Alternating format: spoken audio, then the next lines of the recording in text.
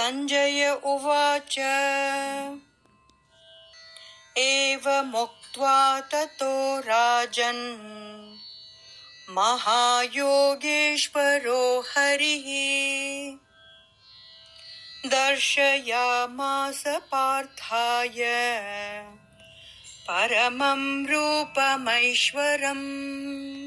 సంజయుడు పలికెను, ఓ మహారాజా, ఇట్లు పలికిన పిదప ఆ యోగేశ్వరుడైన శ్రీకృష్ణుడు తన యొక్క దివ్యమైన మరియు వైభవోపేతమైన రూపమును అర్జునుడికి చూపెను.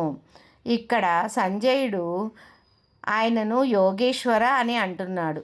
యోగేశ్వరుడికి మహా అన్న అతియోశక్తి జత చేశాడు.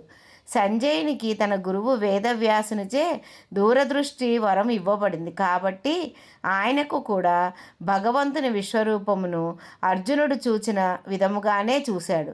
ఇక తదుపరి 4 శ్లోకాల్లో సంజయుడు ధృతరాష్ట్రునికి అర్జునుడు ఏమి చూశాడో అది చెప్తున్నాడు. భగవంతుని విశ్వరూపము ఆయన ఐశ్వర్యములతో నిండి ఉంటుంది మరియు అది చూసే వారిలో భయాన్ని, ఆశ్చర్యాన్ని మరియు పూజ్య భావాన్ని కలిగిస్తుంది. జై శ్రీకృష్ణ.